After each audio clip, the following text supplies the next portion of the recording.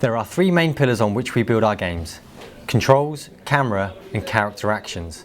And these will define how the game will look, feel and play, and are the first areas to prototype in Hellblade.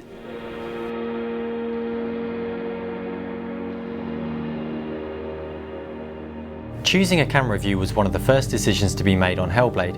We're making a third-person action game, but even so, the type of camera can have a massive impact on the gameplay and the controls. In Heavenly Sword, we had cameras on rails which were painstakingly mapped into the levels by designers, and it is a system that won't really work for the more open world that we are building. In DMC, we used a free-roaming camera, but it was still intelligent enough to behave well in most instances without player input. It took the coder the best part of 2 years to implement this system, and it's a luxury we simply cannot afford for Hellblade. Our world in Hellblade is more open than in previous games, and our team is small. So we can't afford to create a camera system that is heavily reliant on coders and designers. We need a camera that is cinematic, easy to implement, and gives the player complete control. We settled on a third-person over-the-shoulder camera, and it's not something we've tried on other games, but it's straightforward to implement from a code point of view. It's easy to set up from the design point of view, and being so close to the character minimizes collision issues, which is always a big problem. The control system is defined by the camera system, and this viewpoint has a lot more in common with a third-person shooter, where you have the left stick for moving forward, backwards and strafing, and right stick for turning. There actually are very few melee games that use this kind of control system and camera view, but so far it seems to work well in Hellblade. For combat, the view would need to frame both Senua and the enemy very clearly. And to do this, we would have a lock-on button, which when pressed, would both pull out so that we can see Senua clearly, and zoom in so that we can see the enemy nice and big on screen. And then once locked on, you'd be able to strafe around the enemy very easily. With this working, the next step was to try out different numbers of enemies and different sizes of enemies to see if the view could cope, to see how the controls would feel, and to explore how lock-on targeting would work in these instances. You may have noticed that our animations at this stage look very basic. In the prototyping phase, we create bare-bones placeholder animations that can be churned out and changed quickly as prototyping progresses.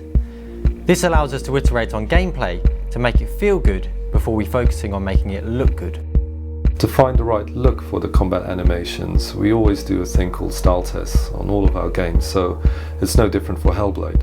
And in this style test, I really wanted to capture the essence of Senua, that she should feel grounded, that there should be an anger that drives her attacks, that there's a wildness about her, but also a sense of discipline that she's achieved through years of training. Happy with the results, the next step is to cut this up into usable animations, to get them into the game to make sure we're hitting all of the right notes in terms of control and responsiveness, whilst at the same time maintaining the visual style.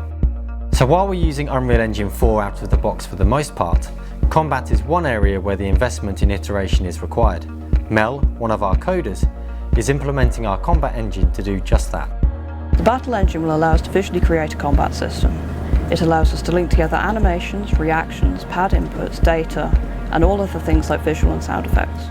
The Hellblade combat system is likely to involve hundreds of animations, sound effects, visual effects, and driving these are thousands of parameters that a designer will have to tweak over and over the course of the project. So the ability to iterate rapidly and often is what will determine the quality, the precision and the responsiveness of Hellblade's combat.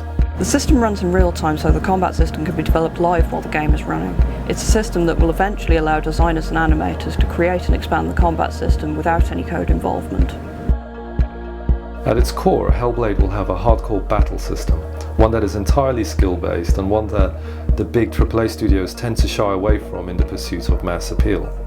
Just like one-on-one fighting games, the controls should be dead simple, lightning fast, but there should be endless nuance in the way you play the game. On top of all of that, there's still room left for something that we call special sauce, something that sets the combat gameplay apart from anything else that exists.